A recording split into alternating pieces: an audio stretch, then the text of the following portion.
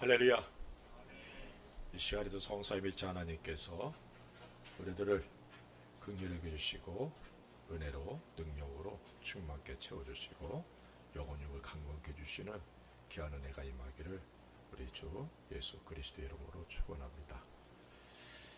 우리가 섬기는 하나님이 어떤 분이신지를 알아가는 것, 이것이 그리스도인들에게는 힘이 되고 위로가 되고 지혜가 됨을 믿으시기 바랍니다. 성경을 통해 우리가 힘써 알아야 할 것은 나와 함께 하시는 하나님이 어떤 분이신가, 그것을 알아가는 것을 힘써야 된다는 사실입니다. 하나님을 경험하며 하나님을 알아가는 것, 이것이 바로 그리스도인들의 행복이죠. 성경은 전능하신 하나님께서 택하신 이들을 위해서 일하신 사건으로 가득합니다. 하나님께서는 어제나 오늘이나 영원히 변함이 없으신 하나님이시죠. 회전하는 그림자가 없으시다라고 말씀하고 있습니다. 다시 말하면 성경에서 일하신 하나님께서 지금은 우리들을 위해서 일하신다는 사실을 의미하고 있습니다. 믿음의 사람들을 위해 일하셨던 하나님께서 지금 이 시대 하나님께서 택하신 우리들을 위해서 변함없이 일하고 계심을 믿으시기 바랍니다. 우리들의 이성과 경험을 초월해서 일하시는 하나님이시라는 사실도 우리가 잊어서는 안 되죠. 하나님을 믿는 믿음이 자라가기를 간절히 원합니다. 믿음은 자라가는 속성이 있다라고 말씀을 드렸죠. 데살로니가 후서 1장 3절에 이렇게 말씀합니다. 형제들아, 우리가 너희를 위하여 항상 하나님께 감사할지니 이것이 당연하면 너희의 믿음이 더욱 자라고 너희가 다 각기 서로 사랑함이 풍성함이니라고 말씀하고 있어요. 데살로니가 교회가 참 모범이 되는 교회였는데 그 특징 중에 하나가 그들의 믿음이 더욱 자라갔다는 거예요. 우리의 믿음이 더욱 자라가기를 주의 이름으로 축원을 드립니다. 처음부터 큰 믿음의 소유자는 없죠. 물론 예외는 있습니다. 예외는 있지만 일반적으로 믿음은 자라가기에 처음부터 완전하고 그리고 성숙한 믿음은 없다라고 말씀을 드릴 수 있는 것이죠. 주님은 우리들의 믿음이 자라가기를 원하십니다. 지금도 우리들을 위해 일하시는 하나님을 경험하면서 믿음이 자라가는 귀한 은혜가 넘쳐나기를 간절히 소원합니다. 계속 창세기를 통해서 전능하신 하나님에 대해서 우리가 살펴보고 있습니다.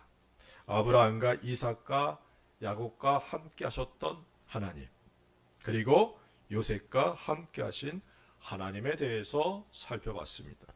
특별히 창세기에서 일하시는 하나님은 전능하신 하나님이시다. 성경의 창세기부터 계시록에 이르기까지 하나님께서 일하신 전능하신 하나님을 나타내는, 보여주시는 그러한 사건들이 얼마나 많은지 모릅니다. 어떤 신학자들이 이렇게 얘기를 해요. 성경에서 신화 그리고 기적, 이건 우리 이성으로 과거로 인정할 수 없는 것들이야. 그런 것들을 빼자. 그러면서 성경을 읽어보니까 성경 겉장밖에 안 넘더라는 거예요. 다시 말하면 성경은 하나님께서 일하신 기적을 베풀어 주신 것들로 가득 차 있다는 사실을 말씀하고 있습니다. 그래서 말씀을 통해서 우리는 전능하신 하나님을 알아가야 되는 거예요. 요셉을 통해 우리는 여러 가지 주제로 말씀을 살펴봤습니다. 하나님께 꿈을 받은 요셉, 그 꿈을 이루시길 원하셔서 하나님께서 요셉을 애굽이라는 광야로 내려보내셨고 그를 다듬고 훈련시키신 사건도, 그리고 하나님께서 늘 요셉과 함께 하셨음도 살펴봤습니다. 특히 지난 주간에는 하나님께서 함께하는 사람들은 형통케 하시고 또 사람들에게 은혜를 입게 하시고 기근 가운데서도 풍족함에 대해서 말씀을 드렸습니다. 꿈이 크면 클수록 훈련의 강도가 높다는 것을 깨닫기를 바랍니다. 훈련을 잘 통과하면 주님의 꿈을 이루게 되고 우리의 삶이 주님께 쓰임받게 됨을 믿으시기를 주의 이름으로 축원을 드립니다. 오늘의 본문은 야곱이 죽음을 앞에 두고 자신의 12 아들을 위해 예언의 기도를 하고 있는데 그 중에 요셉과 관련된 본문의 말씀입니다. 오늘의 말씀을 통해서 요셉의 생애를 마무리하면서 우리와 함께 하시는 하나님이 어떤 분이신가를 오늘 요셉에 대해서 살펴보면서 요셉의 생애를 살펴보면서 우리에게도 동일한 은혜가 임하기를 사모하며 말씀 안에 도전을 받는 귀한 시간 되기를 바랍니다. 23절과 24절에 이렇게 말씀합니다. 활 쏘는 자가 그를 학대하며 적개심을 가지고 그를 쏘았으나 요셉의 활은 도리어 굳세며 그의 팔은 힘이 있으니 라고 말씀하고 있어요. 야곱은 요셉이 활 쏘는 자에 의해서 학대받았다라고 기록하고 있어요. 활 쏘는 자란 활의 명수들이란 의미인데 요셉의 과거에 닥쳤던 요셉을 대적하던 적대 세력을 의미합니다. 1차적으로는 요셉의 형들을 의미하죠. 형들에 의해서 미움을 받고 노예로 팔리게 된 요셉입니다. 또한 학대란 몹시 괴롭히거나 가혹하게 대우한다라는 그런 의미를 갖고 있어요. 학대란 단어로 요셉이 겪었던 어려움이 표현되고 있습니다. 요셉을 생각하면 억울한 학대로 그의 청소년기가 시작되었다라고 말씀드릴 수 있어요. 그러나 중요한 것은 요셉이 그 학대로 인하여 넘어지고 망한 것이 아니라는 사실입니다. 그 모든 학대와 어려움을 극복한 사람이 요셉이었다는 거예요. 그래서 우리가 요셉의 그 첫 번째 생애의 특징, 첫 번째가 무엇이냐? 고난을 극복한 사람이다. 이렇게 말씀을 드릴 수 있습니다. 요셉의 활이 도리어 굳세며 그의 팔은 힘이 있으니 라는 표현은 요셉에게 닥쳤던 모든 어려움을 능히 극복하고 그리고 승리했다는 사실을 의미하고 있습니다. 요셉은 어려움을 겪었지만 그 가운데서도 하나님의 은혜를 입고 오히려 하나님을 주변의 사람들에게 증거하면서 모든 면에서 승리했다는 사실을 우리는 성경을 통해 잘 알고 있습니다. 하나님께 꿈을 받은 사람, 하나님께서 쓰시길 원하는 사람은 많은 고난이 있다는 사실을 믿으시기 바랍니다. 고난을 통해서 다듬어지고 성장한다는 사실을 믿으시기 바랍니다. 하나님께서 택한 자들을 단련하신다는 사실을 잊지 않기 바랍니다. 욥기 23장 10절에 이렇게 말씀하고 있어요. 그러나 내가 가는 길을 그가 아시나니 그가 나를 단련하신 후에는 내가 순금같이 되어 나오리라 라고 말씀하고 있습니다. 단련을 받는 과정, 고난이 동반되죠. 그리고 이 고난을 통해서 우리들의 믿음이 단련을 받아 불순물들이 제거된 순금과 같이 된다는 사실을 믿으시기 바랍니다. 순금, 정금. 아무리 금을 연단해도 금강석을 연단해도 100%는 없더라고요. 그래서 순금 99.99999% 이렇게 나오죠. 0.001% 그거를 그게 불순물이 있다는 얘기죠. 그래서 그리스도인들의 믿음의 단련도 마찬가지예요.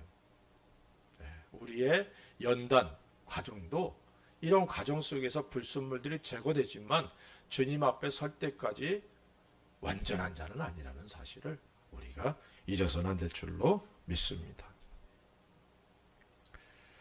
우리들이 하나님 앞에 서는 그날, 이 단련이 끝난다는 사실을 잊지 않기를 바랍니다. 그래서 그 과정 속에 우리의 생명이 이 땅에 있는 기간 동안에는 훈련이라는 것이 끊이지 않는다는 거예요. 믿음을 갖고 불굴의 정신으로 도전하는 우리들이 되어야 될 줄로 믿습니다. 그 과정에서 넘어지고 또 넘어진다 할지라도 우리를 붙들고 계신 우리 하나님을 신뢰하시기 바랍니다. 의인은 7번 넘어질지라도 다시 일어나지만 악인은 망하는 거예요.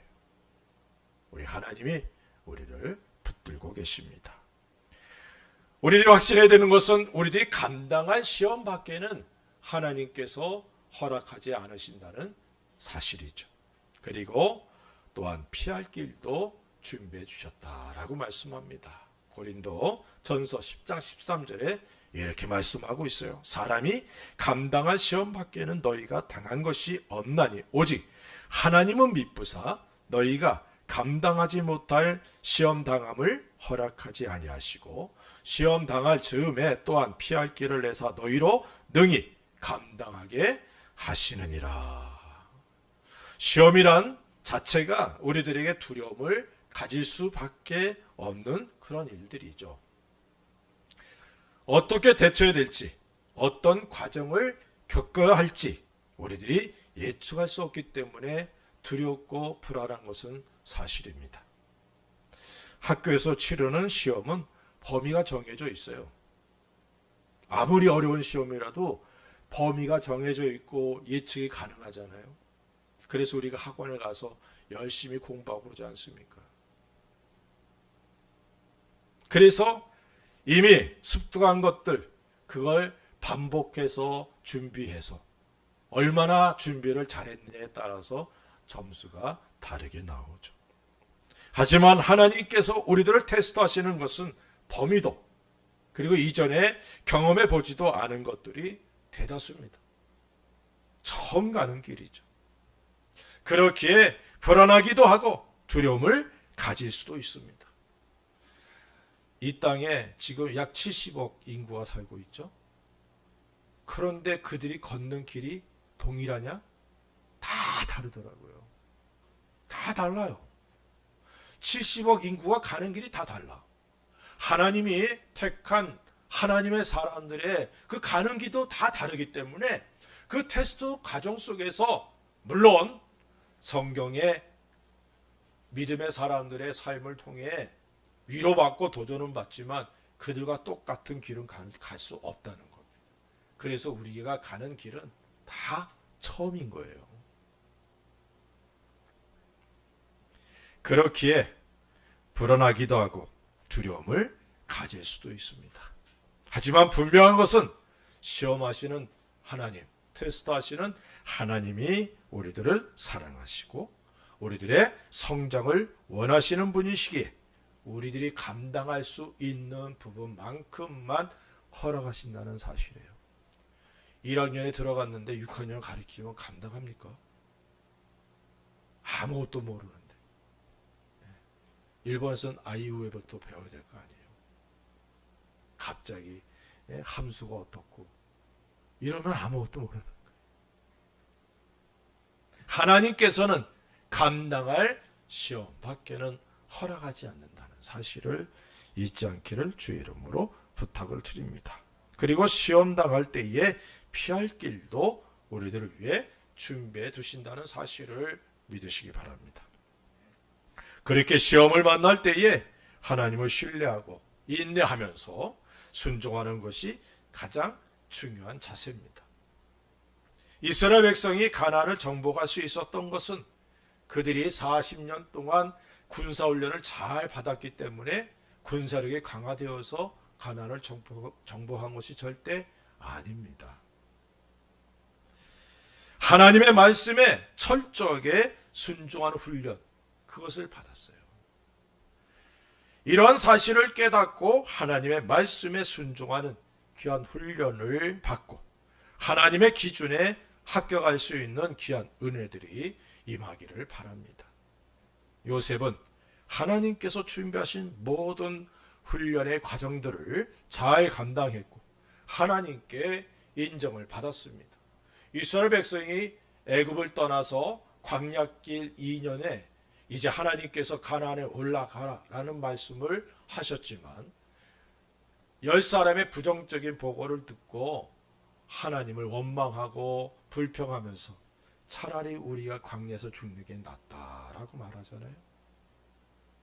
2년이면 들어갈 수 있는 그 길을 하나님께서 40년 광야 생활하게 하신 것, 이것은 이스라엘 백성들의 불신앙의 결과들입니다.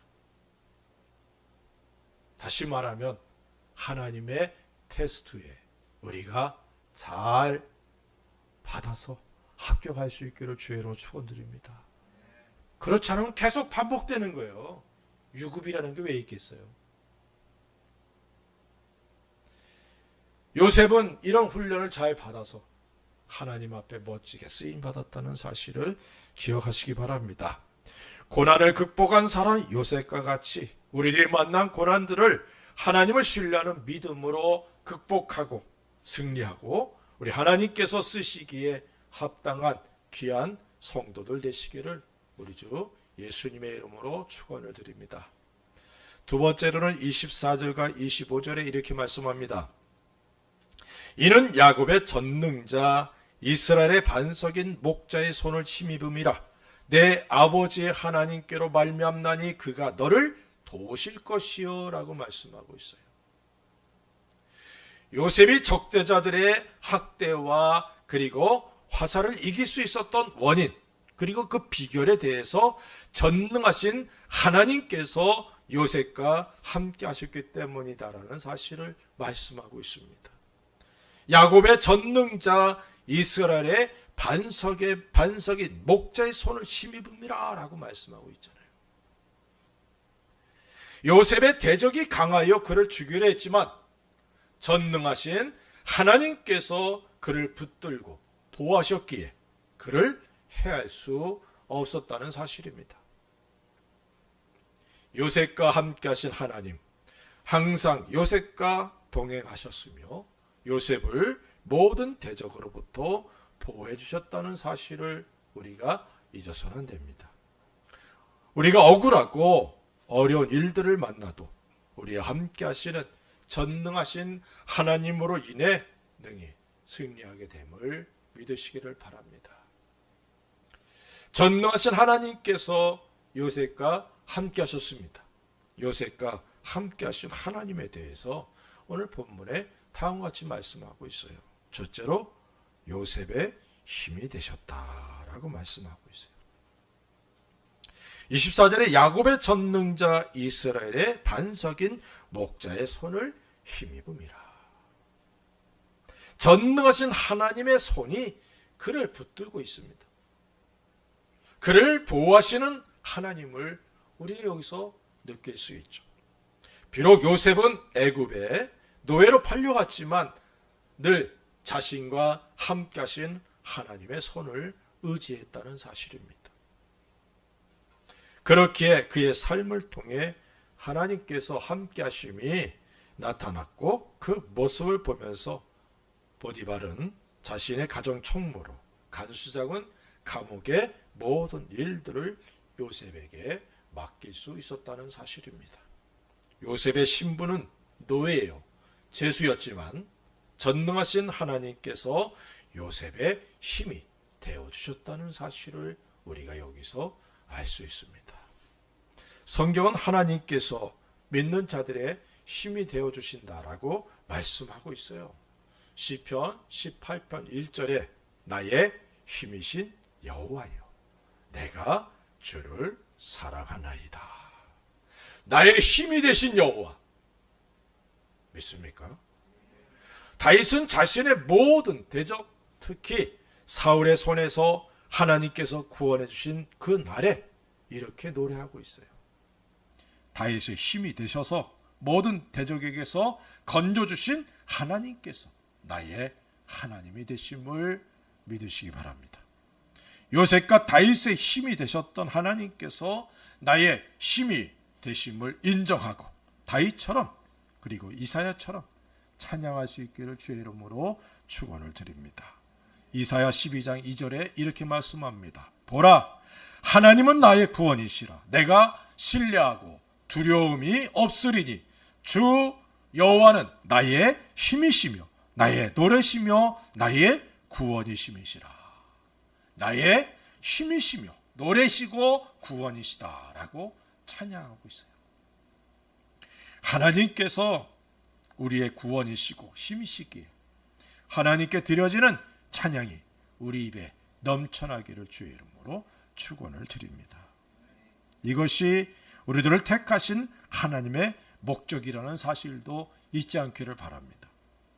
찬양을 통해서 예배를 드리고 입술의 열매를 풍성하게 맺는 삶. 이 찬양 자체가 얼마나 복된지 여러분들 잘 아시잖아요.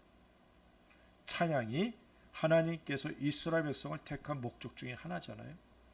그리고 찬양은 예배라 그랬어요. 찬양은 입술의 열매라 그랬어요. 찬양을 통해 하나님께 예배드리고 열매 맺고 또 하나님께서 기뻐하시는 거잖아요. 하나님의 뜻을 이루는 것이니까. 그래서 찬양에 우리 열심을 낼 수 있기를 주의 이름으로 부탁을 드립니다. 두 번째로는 25절에 그가 너를 도우실 것이요 라고 말씀하고 있어요. 전능하신 하나님께서 요셉의 도움이 되셨다는 사실을 여기서 말씀하고 있습니다. 요셉과 함께 하신 전능하신 하나님께서 그를 도우시는 분이었어요. 요셉이 손대는 일마다 형통하도록 하셨습니다. 그가 사람들에게 은혜를 입도록 하셨습니다. 그에게 은혜를 주셔서 바로의 꿈을 해몽할 수 있도록 해주셨습니다. 이 모든 일들이 전능하신 하나님께서 요셉에게 도움을 주셨다는 것, 도움이 되셨다는 사실을 의미합니다. 우리와 함께 하신 하나님, 나와 함께 하신 하나님은 나를 도우시는 하나님이십니다. 에스라 7장 9절에 첫째 달 초하루에 바벨론에서 길을 떠났고 하나님의 선한 손에 도우심을 입어 다섯째 달 초하루에 예루살렘에 이르니라. 느헤미야 2장 8절에는 또 왕의 삼림 감독 아삽에게 조서를 내리사 그가 성전에 속한 영문의 문과 성곽과 내가 들어갈 집을 위하여 들보로 쓸 제목을 내게 주게 하옵소서 하며 내 하나님의 선한 손이 나를 도우심으로 왕이 허락하고. 하나님의 선한 도우심의 손. 이것은 에스라와 느헤미야서에 아주 특징적으로 이렇게 기록된, 표현된 하나님의 도우심을 말합니다. 그래서 제가 기도할 때마다 선한 하나님의 도우심의 손에 대해서 기도하잖아요. 선한 하나님의 도우심의 손이 우리 한 사람 한 사람 붙들고 도와주시기를 위해 기도하고 있어요. 선한 도우심의 손, 하나님의 선한 도우심의 손. 바벨론의 포로였던 느헤미야는 왕의 술 맡은 관원장이 됩니다. 그는 하나님의 선한 도우심의 손으로 총독이 되어서 예루살렘 성을 건축하게 되죠. 에스라는 제사장이었지만 그도 하나님의 선한 도우심의 손으로 인해서 왕에게 은혜를 입고 예루살렘으로 올라가 성전 건축을 완성하게 됩니다. 하나님의 선한 손의 도우심, 이 말이 곧 전능하신 하나님께서 느헤미야와 에스라에게 도움이 되셨다는 사실을 의미합니다.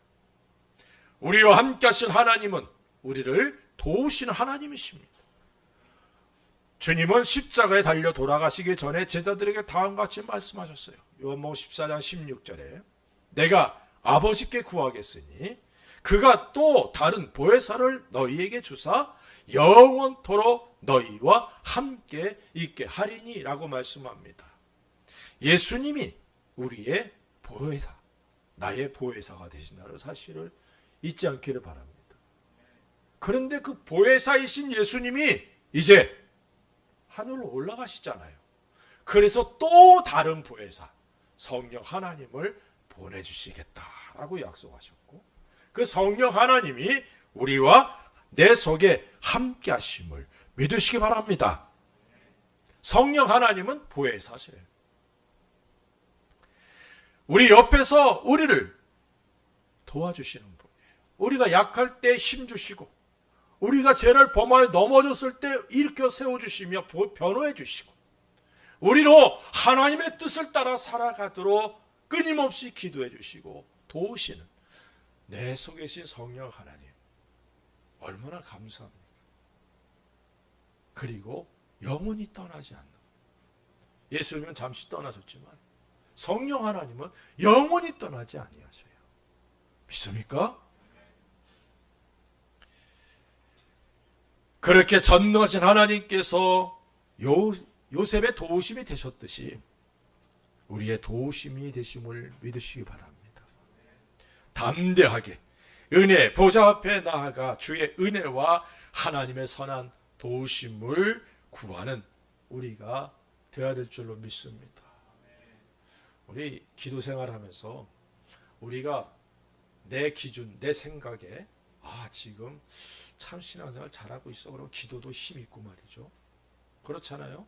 좀 자신감 있게 기도하기도 하고, 그러다가 뭔가 좀 실수하고 넘어지고 그러면 그때부터 기운이 쭉 빠져가지고 그러잖아요.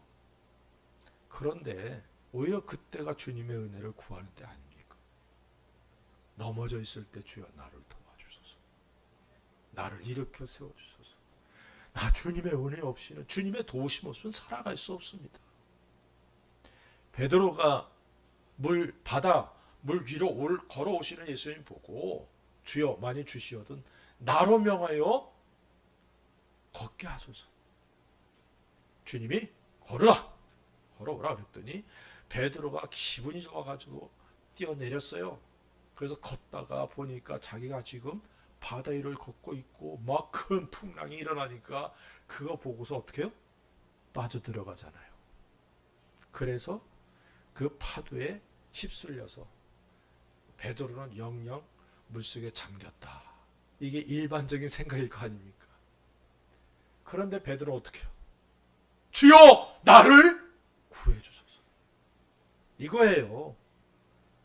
이게 우리에게 주어진 은혜입니다. 하나님의 긍휼을 힘입고 강하고 담대하게 은혜의 보좌 앞에 가야 돼요. 왜 하나님의 은혜의 보좌 앞에 가는데 왜 담대함이 필요합니까? 그래서 저는 이 담대함을 좀 이렇게 표현합니다. 뻔뻔하게. 아멘. 내가 내 자신을 봐도 주님 앞에 갈 수 있는 그런 모습이 아니야. 그래도 하나님의 긍휼을 힘입고 은혜의 보좌 앞에 담대함으로 나가시기 바랍니다. 엄마 아빠한테 잘못했어도 어떻게 해요? 뻔뻔하게 엄마한테 가서 엄마 나 배고파 이러는 게 자녀들 아니에요? 따라합시다. 우리 하나님은 아빠 하나님이시다. 아멘.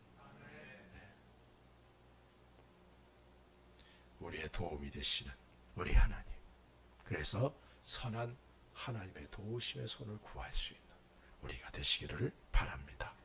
세 번째로 요셉의 반석과 목자가 되셨다라고 말씀합니다. 24절에 전능자 이스라엘 반석인 목자의 손을 힘입니다. 전능하신 하나님께서 요셉의 반석이 되셨고 요셉의 목자가 되셨습니다. 반석이란 든든함을 의미하죠. 학대가 있었지만 하나님께서 요셉과 함께 하셔서 그의 발이 든든하도록 해주셨다는 거예요.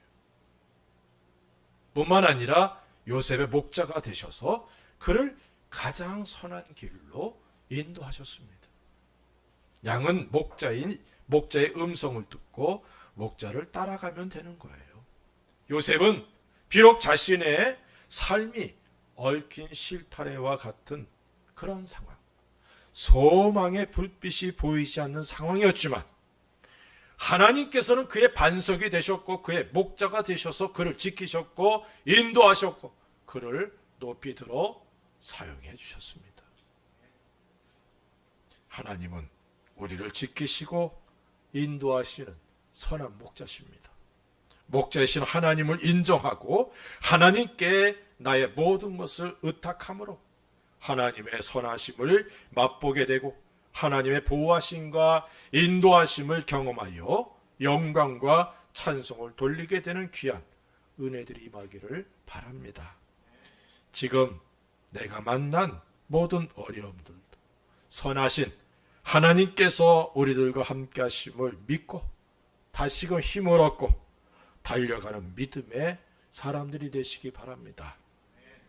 우리의 반석과 목자이신 하나님을 믿는 믿음으로 승리할 수 있기를 우리 주 예수님의 이름으로 축원을 드립니다.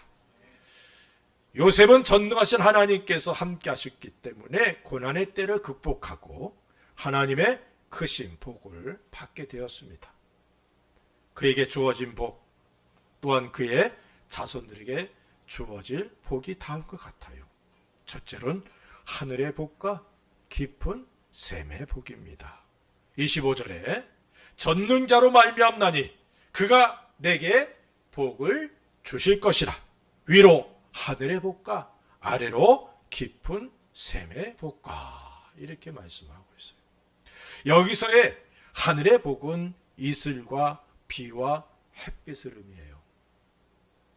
문명이 발달하지 못했던 고대 유목사회에서 이와 같은 자연의 혜택은 큰 복이었습니다.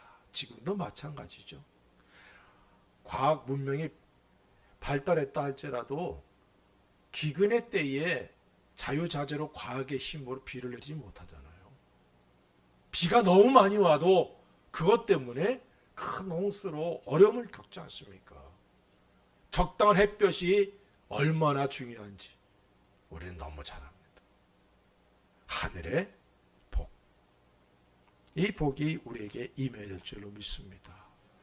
또한 깊은 샘의 복이란 샘들과 지하수와 같은 그런 물의 근원을 말하는 물의 근원. 물이 귀한 팔레스틴 지방에서 물을 풍부하게 쓸 수 있다는 것은 큰 복입니다. 이와 같이 하나님께서 요셉과 그 후손들에게 하늘의 복과 깊은 샘의 복을 주셨다라고 말씀하고 있어요. 다시 말하면 필요할 때마다 하나님께서 요셉과 그의 후손들에게 은혜를 허락하실 것을 여기서 의미하고 있습니다. 우리 모두에게 이런 귀한 하늘의 복이 임하기를 바랍니다. 하나님께서 보시고 필요할 때마다 채워주시는 은혜, 여호와 일의 은혜, 에베네셀의 은혜, 에바데의 은혜가 우리 모두에게 임하기를 바랍니다. 또한 우리들에게 하늘의 신령한 복, 그리고 땅의 열매들이 풍성하고 하나님께 영광과 찬송을 돌리게 되는 그런 복이 임하기를 우리 주님의 이름으로 축원을 드립니다. 두 번째로는 젖먹이는 복, 태의 복이다 라고 말씀하고 있어요. 25절에 젖먹이는 복과 태의 복이리로다. 자손이 번성하게 되는 복을 여기서 말씀합니다. 지금이야 자녀를 많이 낳지 않는 그런 풍조지만 사실은 자녀가 번성하면 하나님께서 주신 큰 복 중에 하나죠. 시편 127편 3절부터 5절에 이렇게 말씀합니다. 보라, 자식들은 여호와의 기업이요 태 열매는 그의 상급이로다. 젊은 자의 자식은 장사의 수중의 화살 같으니 이것이 그의 화살통에 가득한 자는 복되도다. 그들이 성문에서 그들의 원수와 담판할 때에 수치를 당하지 아니하리로다. 물론 육적인 자손의 복도 중요하지만 영적인 자녀의 복이 더욱 큰 복이라는 사실을 깨달으시기를 바랍니다. 비록 바울은 육적인 자녀가 없었지만 그에게는 영적인 자손들이 무수하게 많았다는 사실을 깨달으시기 바랍니다. 이것이 바울에게 영광이 되는 거예요. 우리에게 영과 육의 자손들이 번성하게 되는 귀한 복이 임하기를 주의 이름으로 축원을 드립니다. 세 번째로는 무성한 가지가 되었다라고 말씀합니다. 22절에 요셉은 무성한 가지 곧 샘 곁에 무성한 가지라 그 가지가 담을 넘었도다. 26절에는 내 아버지의 축복이 내 선조의 축복보다 나아서 영원한 산이 한없음 같이 이 축복이 요셉의 머리로 돌아오며 그 형제 중 뛰어난 자의 정수리로 돌아오리로다. 요셉은 샘 곁에 무성한 가지가 되어 어떤 환란이 와도 능히 이겨나갈 수 있는 은혜를 잊게 되었어요. 뿐만 아니라 요셉은 다른 형제들보다 뛰어난 복을 받아서 그의 두 아들이 이스라엘 야곱의 아들들이 되는 복을 받아서 12지파를 형성하게 됩니다. 르우벤이 장자지만 실질적인 장자의 복은 요셉이 받은 거예요. 그래서 두 아들이 야곱의 아들이 되는 겁니다. 야곱의 손자가 아니라 야곱이 자기 아들로 그냥 삼아버린 거예요. 그래서 이 요셉의 두 아들은 야곱의 12지파를 이루게 되는 겁니다. 우리 모두가 요셉과 같이 무성한 가지가 되어서 다른 이들을 도울 수 있고 머리가 되는 귀한 복들이 임하기를 주의 이름으로 부탁을 드립니다. 요셉은 고난이 있었어요. 그러나 그 고난에 지지 않고 극복하여 하나님의 큰 복을 받았습니다. 물론 전능하신 하나님께서 그와 함께 하셨기 때문입니다. 마찬가지로 전능하신 하나님께서 나와 함께 하심을 믿으시기 바랍니다. 고난을 두려워하지 말고 하나님의 도우심을 구할 수 있는 우리가 되십시다. 우리의 반석과 목자가 되신 우리 주님을 늘 인정하고 주님의 음성에 귀를 기울이고 따라갈 수 있기를 바랍니다. 요셉처럼 큰 복을 받아서 하나님께 쓰임받고 하나님께 영광을 돌리는 귀한 성도들 되시기를 우리 주 예수 그리스도 이름으로 간절히 축원합니다.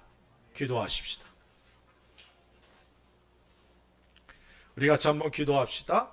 주여, 내게 요셉처럼 고난을 극복할 수 있는 은혜, 전능하신 하나님께서